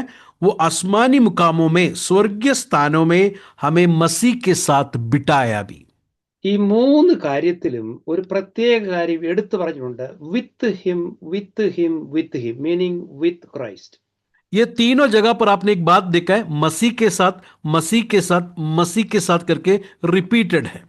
എന്ന് പറഞ്ഞാൽ ക്രിസ്തുവിനോടൊപ്പം ജീവിപ്പിച്ചു, ക്രിസ്തുവിനോടൊപ്പം ഉയർത്തെഴുന്നേൽപ്പിച്ചു, ക്രിസ്തുവിനോടൊപ്പം ഇരുത്തി. मसीह के साथ आपको मौत से जिलाया, मसीह के साथ तुम्हें उनके साथ उठाया और मसीह के साथ तुम्हें बिठाया. ഒന്ന് നോക്കിക്കേ, നമ്മുടെ പണ്ടത്തെ അവസ്ഥയും ഇപ്പോഴത്തെ യേശുവിനെ അറിഞ്ഞതിന് ശേഷമുള്ള അവസ്ഥയും. देखिए, हमारा पुराना अवस्था और अभी का सिचुएशन कितना फर्क है, जरा देखिए. ഇതില് ഈ ചില അഡ്വർടൈസ്മെന്റ് ടി വിയില് ബിഫോർ ആൻഡ് ആഫ്റ്റർ എന്ന് പറഞ്ഞ അഡ്വർടൈസ്മെന്റ് വരും. देखिए, कुछ एडवर्टाइजमेंट आता है बिफोर एंड आफ्टर करके. ഫോർ എക്സാമ്പിൾ, വളരെ താടിയായിട്ടുള്ള വലിയ ഒത്തിരി വണ്ണമുള്ള ഒരാളിനെ ആദ്യം കാണിക്കും. പിന്നെ ചില മരുന്നോ അല്ല എക്സസൈസോ ചെയ്തതിന് ശേഷം ആൾ ലീനായിട്ടുള്ള ആളിനെ കാണിക്കും. അപ്പോൾ പറയും ബിഫോർ ഇങ്ങനെ ഇത് ഉപയോഗിച്ചു കഴിഞ്ഞാൽ ആഫ്റ്റർ ഇങ്ങനെ. कुछ एडवर्टाइजमेंट में समझे एक बड़ा सा एक मोटा सा एक आदमी को दिखाएगा और उसके बीच में एक मेडिसिन या कुछ ट्रीटमेंट या कुछ एक्सरसाइज दिखाकर बोलेगा पहले ऐसे हैं लेकिन बाद में ऐसा होंगे कर कर ऐड आता है. അടുത്ത അഡ്വർടൈസ്മെന്റ് പറയുന്നത് ഈ കോൾഗേറ്റ് മുഖാന്തരമുള്ള ചെറിയ അതുപോലൊക്കെയുള്ള പേസ്റ്റോ മരുന്നുകളൊക്കെ ആദ്യം കാണിച്ചേച്ച് ഈ മഞ്ഞ കളറുള്ള പല്ല് കാണിക്കും. ഉപയോഗിച്ചതിന് ശേഷം പല്ലെല്ലാം നല്ല വെളുത്ത് നിറത്തി വരുന്ന പല്ല്. कुछ कोलगेट ऐड होता है जहां पर पीला रंग का दांत को दिखाते, फिर कोलगेट के ऐड में बताते पीला रंग का दांत सफेद हो गया करके. അതുപോലെ വേറൊരെണ്ണമുണ്ട്. പണ്ട് എൻ്റെ ചെറിയ പ്രായത്തിൽ എനിക്ക് ഓർമ്മയുണ്ട്, ഈ ഫെയർ ആൻഡ് ലവ്ലി എന്ന് പറഞ്ഞ ഇന്ത്യയിൽ ഒരു സാധനം ഉണ്ടായിരുന്നു. ഇപ്പോൾ ഉണ്ടോ എന്ന് എനിക്കറിയത്തില്ല. അത് അവർ ഉപയോഗിക്കുന്നതിന് മുമ്പ്, ഉപയോഗിച്ചതിന് ശേഷം എന്ന് പറഞ്ഞാൽ ആഫ്രിക്കനെ സായിപ്പാക്കുന്ന രീതിയിലുള്ള ബിഫോറും ആഫ്റ്ററും. मतलब मेरे बचपन में एक ऐड आता था फेयर एंड लवली करके, अभी है क्या मुझे नहीं पता. मतलब ये बिफोर और आफ्टर, मतलब अफ्रीकन आदमी को पूरा गोरा बना देता है. ഈ ചുരുക്കം പറഞ്ഞു കഴിഞ്ഞാൽ ഈ നമുക്ക് ഏറ്റവും ഇഷ്ടപ്പെടുന്നെന്ന് പറഞ്ഞത് ബിഫോർ അല്ല, ആഫ്റ്റർ പിക്ചറാണ്. हमको बिफोर पिक्चर उतना पसंद नहीं है, हमको पसंद है आफ्टर वाला पिक्चर. അതുപോലാണ് പൗലോസ് ഇവിടെ ഇരിക്കുന്നത്, ബിഫോർ ആൻഡ് ആഫ്റ്റർ. तो हमारा पिक्चर भी ऐसे ही बिफोर कैसा था और अभी कैसा है कर कर यहाँ पर बताया गया है. ഇപ്പം നമ്മളെ കണ്ടാൽ നമുക്ക് നല്ല സന്തോഷമാണല്ലോ അല്ലേ? अभी हम लोग को देखेंगे तो बहुत खुश है ना हम लोग. അല്ലെങ്കിൽ ഇതിനകത്ത് വന്നുകൊണ്ട് യാതൊരു ഗുണവുമില്ല. अगर ऐसा बिफोर एंड आफ्टर नहीं हुआ है तो पेंटिकोस्ट में आके कोई फायदा नहीं. രക്ഷിക്കപ്പെട്ട ദൈവ പൈതൽ ഉള്ള ആഫ്റ്റർ പിക്ചറാണ് ഇവിടെ 4 മുതലുള്ള വാക്യങ്ങളിൽ. കരുണാസമ്പന്നനായ ദൈവമോ, നമ്മെ സ്നേഹിച്ച മഹാസ്നേഹം നിമിത്തം അതിക്രമങ്ങളെ മരിച്ചവരായിരുന്ന നമ്മെ ക്രിസ്തുവിനോടുകൂടെ ജീവിപ്പിക്കുകയും കൃപയാൽ അത്രേ നിങ്ങൾ രക്ഷിക്കപ്പെട്ടിരിക്കുന്നു. ക്രിസ്തുവേശുവിൽ നമ്മെക്കുറിച്ചുള്ള വാത്സല്യത്തിൽ തൻ്റെ കൃപയുടെ അത്യന്ത ധനത്തെ വരും കാലങ്ങളിൽ കാണിക്കേണ്ടതിന് ക്രിസ്തുവേശുവിൽ അവനോടുകൂടെ ഉയർത്തെഴുന്നേൽപ്പിച്ചു, സ്വർഗത്തിൽ ഇരുത്തുകയും ചെയ്തു. चौथा वचन से पढ़ता हूं, परंतु परमेश्वर ने जो दया का धनी है अपने उस बड़े प्रेम के कारण जिसने उसने हमसे प्रेम किया, जब हम अपराधों के कारण मरे हुए थे तो हमें मसीह के साथ जिलाया. अनुग्रह ही से तुम्हारा उद्धार हुआ है और मसीह यीशु में उसके साथ बिठाया और स्वर्ग स्थानों में उसके साथ बैठाया भी. 8ാം വാക്യത്തിലേക്ക് ദയവായി നമുക്ക് കടന്നു വരാം. 8वें वचन में हम लोग जरा आइए. അവിടെ പൗലോസ് പറയുന്നത്, കൃപയാലല്ലോ നിങ്ങൾ വിശ്വാസം മൂലം രക്ഷിക്കപ്പെട്ടിരിക്കുന്നത്, അതിനും നിങ്ങൾ കാരണമല്ല, ദൈവത്തിന്റെ ദാനമത്രയാകുന്നു. क्योंकि विश्वास के द्वारा अनुग्रह ही से तुम्हारा उद्धार हुआ है और यह तुम्हारी ओर से नहीं वरन परमेश्वर का दान है. അപ്പൊ ഇങ്ങനെ ഒരു ആഫ്റ്റർ എന്ന് പറയുന്ന പിക്ചർ നമുക്ക് ലഭിക്കാൻ കാരണം നമ്മൾ ചെയ്ത ഒരു പ്രവൃത്തി കൊണ്ടും അല്ല. तो ये आफ्टर पिक्चर हमें इसके लिए मिला, हमने किए हुए कोई अच्छे काम की वजह से नहीं हुआ है. അവിടെ ഉപയോഗിച്ചിരിക്കുന്ന ഏറ്റവും പ്രധാനപ്പെട്ട പദം എന്ന് പറയുന്നത് ഗ്രേസ് എന്ന പദമാണ്, കൃപ. और वहां पर सबसे ज्यादा इस्तेमाल किया वर्ड है अनुग्रह, नहीं तो फजल. ആ പദത്തിൽ നിന്നാണ് ഈ ചാരിറ്റി എന്ന പദം ഉണ്ടായിരിക്കുന്നത്. और ये कैरिस ने तो ये ग्रेस करके वर्ड से जो है चैरिटी करके वर्ड निकला है. എന്ന് പറഞ്ഞാൽ ഇത് ഫ്രീ ആണെന്നാണ്. चैरिटी का मतलब ये फ्री है. അപ്പോൾ ഈ രക്ഷ, നാം അനുഭവിക്കുന്ന ഈ സന്തോഷം പണം കൊടുത്ത് വാങ്ങിക്കുന്ന ഒന്നല്ല, മനസ്സലിവ് തോന്നി ദൈവം നമുക്ക് തന്ന ദാനമാണ്. ये हमने जो उद्धार जो पाया है ये पैसा देकर कमाया हुआ बात नहीं, बल्कि चैरिटी ने तो फ्री में परमेश्वर ने हमें मुफ्त में दिया हुआ बात है. ഇത് നമ്മുടെ പ്രവൃത്തി കൊണ്ട്, അല്ലെങ്കിൽ ചിലര് 4 മണിക്കും 5 മണിക്ക് പോയി മാസ് എടുക്കും, ചിലര് റിച്വൽ പോകും, ചിലര് പിൽഗ്രിമേജിന് പോകും, ചിലര് പണം കൊടുത്തു. ഇങ്ങനൊന്നും കൊടുത്ത് വാങ്ങുന്ന ഒന്നല്ല ദൈവം നൽകുന്ന രക്ഷ. ये कुछ लोग जो है सुबह 4-5 बजे उठकर मास में जाते हैं, या कुछ लोग जो है पहाड़ चढ़ते हैं, अलग अलग रीति रिवाज करते हैं. ये सब उनको परमेश्वर को देखकर कमाने का चीज नहीं है. ये उद्धार करके हम लोग देख सकते हैं. ഒന്ന്, ഇത് ദാനമാണ്. सबसे पहले ये दान है करके हम लोग देख सकते हैं. രണ്ടാമത്, ഇത് ദൈവത്തിന്റെ ദാനമാണ്. सबसे पहले ये परमेश्वर का दान है करके हम लोग देखते हैं. മൂന്നാമതായി, യേശു ക്രിസ്തുവിന്റെ മരണം കൊണ്ടും പുനരുത്ഥാനം കൊണ്ടും നമുക്ക് ലഭിച്ച ദാനമാണ്. तीसरा बात है यीशु मसीह के मृत्यु और उनके जी उठने के कारण मिला हुआ दान है, गिफ्ट है करके हम लोग देखते हैं. അതുകൊണ്ടാണ് യേശു തന്റെ ശിഷ്യന്മാരെയും യഹൂദരെയും പഠിപ്പിക്കുമ്പോൾ ഇപ്രകാരം പറഞ്ഞത്. इसके लिए यीशु मसीह ने अपने चेलों को और यहूदियों को सिखाने के वक्त इस तरह कहा, If the Son sets you free, you shall be free indeed. इसके लिए यीशु मसीह ने यूहन्ना का सुसमाचार 8वां अध्याय में इसे लिखा है कि अगर बेटे ने तुम्हें निजात दिया है, आजाद दिया है, तो तुम वाकई में आजाद होंगे. നിങ്ങൾ എൻ്റെ വചനം കേൾക്കുകയും സത്യം നിങ്ങളെ സ്വതന്ത്രരാക്കുകയും ചെയ്യും. यीशु मसीह ने कहा कि तुम मेरे वचन को सुनोगे और सच्चाई वचन जो है तुम्हें आजाद करेगा. അപ്പോൾ നമുക്ക് ലഭിച്ച ഈ രക്ഷ, വിശ്വാസത്താൽ കൃപയാൽ നമുക്ക് ലഭിച്ച ഈ രക്ഷ ദാനം എന്നറിഞ്ഞ് എപ്പോഴും നാം നന്ദിയുള്ളവരായിരിക്കണം. तो इसके लिए हमको मिला, ये फजल से मिला हुआ ये उद्धार परमेश्वर का दान है करके समझकर हम लोग धन्यवाद के साथ दिन प्रतिदिन जीना है. നമുക്ക് ആരെങ്കിലും ഒരാള് ഒരു ഗിഫ്റ്റ് തന്നാൽ നമ്മൾ പെട്ടെന്ന് പറയുന്ന ഒരു കാര്യമാണ് താങ്ക് യു. अगर कोई हमें गिफ्ट देता है तो हमारे मुंह में तुरंत आता वर्ड है धन्यवाद, नहीं तो थैंक यू. അതുപോലെ ദൈവം നമുക്ക് നൽകിയ ഏറ്റവും വലിയ ദാനമാണ് ദൈവത്തിന്റെ രക്ഷ. तो हमको मिला हुआ सबसे बड़ा दान है परमेश्वर ने हमें दिया हुआ उद्धार.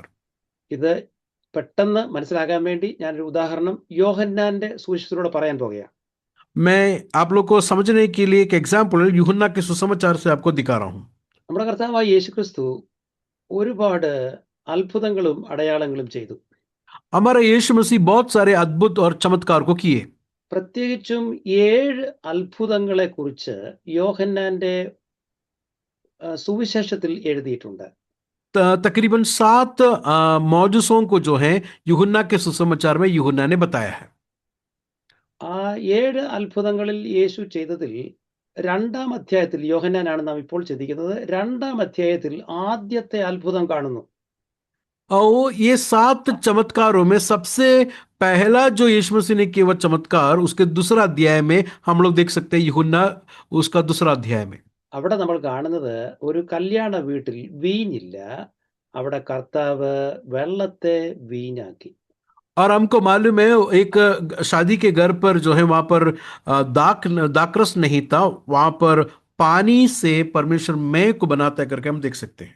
അപ്പോൾ ആ വീട്ടിലെ കുറവെന്ന് പറയുന്നത് അന്നത്തെ ദിവസം അവർക്ക് വേണ്ടുന്ന റിസോഴ്സസ് ഇല്ലായിരുന്നു. ദൈവം റിസോഴ്സസ് അവിടെ കൊടുത്തു. तो वहां पर का प्रॉब्लम क्या था, उस दिन के लिए उस घर में वो रिसोर्सेस नहीं था, परमेश्वर ने वो रिसोर्सेस दिया. അവിടാണ് ആദ്യത്തെ മിറക്കിൾ നാം കാണുന്നത്. तो सबसे पहले मिराकल को हम लोग देख सकते हैं वहां पर. അടുത്ത ഒരു മിറക്കിൾ നമ്മൾ കാണുന്നത് 4-ാം അധ്യായത്തിൽ നമ്മുടെ കർത്താവായ യേശു ക്രിസ്തു ഒരു നോബിൾ മാൻസിന്റെ സണ്ണിനെ ഹീൽ ചെയ്യുന്നു. और चौथा अध्याय में एक सरदार के बेटे को जो है परमेश्वर चंगाई करता हुआ हम लोग देख सकते हैं. എന്ന് പറഞ്ഞാൽ ഒരാളിന് സുഖമില്ല, അതായത് രോഗിയായി കിടക്കുന്നു, ആളിന് സൗഖ്യം കൊടുക്കുന്നു. और एक व्यक्ति बीमार है, उस बीमार व्यक्ति को परमेश्वर चंगाई देता है। उसका चैप्टर 4 में हम देख सकते हैं। 5-ാം അധ്യായത്തിൽ വരുമ്പോൾ 38 വർഷമായി ആ കുളക്കരയിൽ കിടക്കുന്ന ഒരു മനുഷ്യൻ, അവൻ എഴുന്നേക്കാൻ വയ്യ, അവൻ പാരാലിസിസ് പിടിച്ച്, അവന് യേശു സൗഖ്യം കൊടുത്തു. 5वां अध्याय में आएंगे तो 38 साल से एक बीमार व्यक्ति को, पैरालाइज हो गए व्यक्ति को यीशु चंगाई देता हुआ हम लोग देख सकते हैं। അപ്പൊ ഈ 3 നമ്മൾ കണ്ടത്, വീഞ്ഞില്ല വീഞ്ഞു കൊടുത്തു, സൗഖ്യമില്ല സൗഖ്യം കൊടുത്തു, മറ്റേയാൾക്ക് എഴുന്നേറ്റ് നടക്കാൻ വയ്യ, അദ്ദേഹത്തിന് നടക്കാനുള്ളതായ ശക്തി കൊടുത്തു. ये तीनों जगह पर देखे, एक जगह पर दाकरस नहीं है, दाकरस दिया, एक जगह पर बीमारी है, चंगाई किया, एक व्यक्ति खड़ा नहीं रह सकता, उसको खड़ा किया। അടുത്ത അധ്യായം 6ലേക്ക് വരുമ്പോൾ അവിടെ അപ്പമില്ല, അവിടെ എല്ലാവർക്കും അപ്പവും മീനും കൊടുത്തു. 6वां अध्याय में आएंगे तो वहां पर रोटी नहीं है, परमेश्वर ने उनको रोटी और मछली को दिया। അപ്പം അത്രയും പേര്, 5000 പേര് പുരുഷന്മാര്, അവർക്ക് വിശന്നു, കഴിക്കാനില്ല, അവിടെ റിസോഴ്സസ് ഇല്ല. കർത്താവ് അവിടെ അവരുടെ നീഡ്, ആ സമയത്തേത് ആഹാരം അത് കൊടുത്തു. 5000 लोग थे, रिसोर्सेस नहीं था, जरूरत था, परमेश्वर ने उनको खाना और दिया करके हम देखते हैं। അടുത്തതിന് ശേഷം നമ്മൾ കാണുന്നത് കർത്താവായ യേശു ക്രിസ്തു കടലിന്റെ മീതെ നടക്കുന്നതാണ്. और उसके बाद हम लोग देखते हैं कि परमेश्वर यीशु मसीह जो है उस पानी के ऊपर चलता हुआ हम लोग देख सकते हैं। 9-ാം അധ്യായത്തിലേക്ക് വരുമ്പോൾ പിറവിയിലെ കുരുടനായിരുന്ന ഒരു മനുഷ്യൻ, അവന് കാഴ്ചയില്ല, യേശു അവന് കാഴ്ച കൊടുത്തു. और 9वां अध्याय में आएंगे तो बचपन से एक अंधा आदमी को परमेश्वर यीशु मसीह उनको रोशनी देता है करके हम लोग देखते हैं। അവസാനമായി നമ്മൾ 11-ാം അധ്യായത്തിലേക്ക് വരുമ്പോൾ ആ 2 സഹോദരിമാരുടെ ആങ്ങള്, മാർത്തയുടെയും മറിയയുടെയും സഹോദരൻ ലാസർ മരിച്ചു, ജീവനില്ല, യേശു അദ്ദേഹത്തെ ഉയർത്തെഴുന്നേൽപ്പിച്ചു. 11 अध्याय में आएंगे तो लाजरस और मार्था और मरियम का घर पे लाजरस मरा हुआ था, उस लाजरस को जीवन देता है। അപ്പൊ ഇവിടെ എല്ലാം എന്തോ ഇല്ല, ഏതോ കുറവ്, ആഹാരമില്ല, വീഞ്ഞില്ല, സൗഖ്യമില്ല, കാഴ്ചയില്ല, ജീവനില്ല, അതെല്ലാം കർത്താവ് അന്നേരം കൊടുത്തു. देखिए यहाँ पर ये सारों जगह पर देखे, दाकरस नहीं है, रिसोर्सेस नहीं है, चंगाई नहीं है, बॉडी में ताकत नहीं है, मरा हुआ अवस्था है, ये सारे चीजों में परमेश्वर ने उनको चंगाई किया, नहीं तो दे दिया कर हम देख सकते हैं। നിങ്ങൾ അതൊന്നുകൂടെ ശ്രദ്ധിച്ച്, ആ വീട്ടിൽ വീഞ്ഞ് പിന്നീട് വേണമെങ്കിൽ പിന്നെയും തീർന്നു കാണും, അവരെല്ലാം മരിച്ചുപോയി. देखिए आप लोग देखिए, दाकरस जिधर खत्म हुआ, वो दाकरस बाद में भी उनको जरूरत पड़ा होगा, वो सारे लोग मर गए। ആ നോബിൾമാൻസ് സണ്ണും മരിച്ചുപോയി. वो नोबल मैन का बेटा, सरदार का बेटा, वो भी मर गया। ആ കുളക്കരയിൽ 38 വർഷമായിട്ട് കിടന്ന മനുഷ്യനെ എഴുന്നേൽപ്പിച്ചു, അവനും മരിച്ചു. वो 38 साल पैरालाइज वाला बंदे, वो भी मर गया था, वो चंगाई मिलके वो भी मर गया। ആ അപ്പം ഇല്ലെന്ന് പറഞ്ഞ 5000 പേര്, അവർ അപ്പം എല്ലാം കഴിച്ചേച്ച് അവരും മരിച്ചു. वो रोटी नहीं है करके बोला हुआ लोग रोटी खाया, कुछ साल के बाद वो लोग भी मर गए। ആ കണ്ണിന് കാഴ്ചയില്ലാത്ത ഒരു മനുഷ്യൻ, അവന് കുറച്ചു നേരം കാഴ്ച കിട്ടി, അവനും മരിച്ചു. अंधा, जो बचपन का अंधा था, वो उसको चंगाई मिला, लेकिन थोड़े टाइम के बाद वो भी मर गया। അവസാനം ആ സഹോദരൻ നഷ്ടപ്പെട്ടു, പക്ഷെ സഹോദരനെ കർത്താവ് ജീവൻ കൊടുത്തു. പിന്നെ ലാസർ പിന്നെ ജീവിച്ചില്ല, കുറച്ചുനാൾ കഴിഞ്ഞ് പുള്ളി മരിച്ചുപോയി. लासरस को भी परमेश्वर ने जिलाया, लेकिन हमेशा के लिए नहीं जिया, थोड़ा टाइम के बाद लासरस भी मर गया। ഇനിയും പറഞ്ഞത് ദയവായി എല്ലാവരും ശ്രദ്ധിക്കണം. अभी मैं बोलता हूँ बातें, सब लोग बड़ा ध्यान से सुनना। ഇത്രയും കണ്ടത് യോഹന്നാന്റെ 11 വരെയുള്ള അധ്യായത്തിലാണ്. ये सारा हमने जो देखा है, यूहन्ना का पूरा 11 चैप्टर में हमने देखा है। എന്നാൽ ബാക്കിയുള്ള അടുത്ത അധ്യായങ്ങളിൽ ഒരൊറ്റ അത്ഭുതവുമില്ല, എക്സെപ്റ്റ് 21, ചാപ്റ്റർ 21. बाकी का 12 से लेके 21 चैप्टर में कोई भी चमत्कार नहीं है, एक्सेप्ट चैप्टर 21 में। അതുവരെ പിന്നെ നടന്നതെന്ന് പറഞ്ഞാൽ നമ്മുടെ കർത്താവായ യേശു ക്രിസ്തുവിന്റെ മരണമാണ്. उस टाइम तक क्या हुआ था, यीशु मसीह का मौत, मृत्यु को हम लोग देखते हैं। അപ്പോൾ ഇതുവരെ ഭൗതികമായ സൗഖ്യവും ചാപ്പാടും വെള്ളവും കാഴ്ചയും ജീവനും ഒക്കെ കൊടുത്തെങ്കിലും ഏറ്റവും വലിയ നീഡ് എന്ന് പറയുന്നത് മനുഷ്യന്റെ സാൽവേഷനാണ്. देखिए अभी तक खाना पीना चंगाई सब कुछ परमेश्वर ने दिया, लेकिन सबसे बड़ा जरूरत इंसान का जो नीड है वो है सैल्वेशन, उद्धार, नजात है करके समझना है। അപ്പോൾ ഏറ്റവും വലിയ മിറക്കിൾ എന്ന് പറയുന്നത് അവസാനത്തേക്ക് കൊണ്ടുവച്ചിരിക്കുകയാണ്. तो मतलब ये सबसे लास्ट मिराकल और सबसे इंपॉर्टेंट मिराकल सबसे लास्ट रखा करके हम देखते हैं. യേശു ക്രിസ്തുവിന്റെ മരണവും അടക്കവും പുനരുത്ഥാനവും അതാണ് ഏറ്റവും വലിയ മിറക്കിൾ. सबसे बड़ा मिराकल यूहन्ना के सुसमाचार में दाखरस को दिया वो नहीं है, रोटी और मछली दिया नहीं है. सबसे बड़ा मिराकल यीशु मसीह का मृत्यु, उनका गाड़ा जाना, तीसरा दिन जी उठना, ये है सबसे बड़ा चमत्कार. അതിന്റെ കാരണം മനുഷ്യന്റെ ഏറ്റവും വലിയ ആവശ്യവും അതുതന്നെയായിരുന്നു, പാപത്തിൽ നിന്നുള്ള വിടുതലായിരുന്നു. इसका कारण यह है कि इंसान का सबसे बड़ा जरूरत दाकरस नहीं, रोटी नहीं, मकान नहीं, चंगाई नहीं. सबसे बड़ा जरूरत पाप से मुक्ति है, नजात देकर कर. इसके लिए सबसे लास्ट में वो बात को रखा है. അതുകൊണ്ട് സഹോദരി സഹോദരന്മാരെ, നമ്മുടെ ജീവിതത്തിൽ താൽക്കാലികമായുള്ള നന്മയ്ക്കു വേണ്ടി അല്ല നാം ജീവിക്കേണ്ടത്. इसके लिए ഏറ്റവും പ്രത്യാശയുള്ള, നമുക്ക് ഏറ്റവും ആവശ്യമുള്ള ക്രിസ്തുവിലുള്ള പുതുജീവൻ, അതിനായി നാം ആഗ്രഹിക്കണം. इसके लिए मेरे प्रियो भाइयों बहनों, आज के दुनिया का टेम्पररी बातें, जो खत्म होने वाले बातों के पीछे में और आप लोग भागना नहीं है, लेकिन सबसे उत्तम बात नित्य जीवन के लिए अपने जीवन को समर्पित करके जीना है. നമ്മുടെ കർത്താവായ യേശു ക്രിസ്തു പറഞ്ഞ ഒരു കാര്യമുണ്ട്: മുന്നമേ അവന്റെ രാജ്യവും നീതിയും അന്വേഷിപ്പീൻ, അതോടുകൂടെ ആഹാരവും വസ്ത്രവും പാർപ്പിടവും വേണമെന്നൊക്കെ ദൈവം നമുക്ക് ഭൂമിയിൽ തരും. इसके लिए यीशु मसीह ने मत्ती का सुसमाचार में इसने कहा कि पहला उसकी बादशाही और उसकी रास्तबाजी को खोजो, उसके साथ खाना पीना और कपड़ा वो परमेश्वर देगा कर कर कहा है.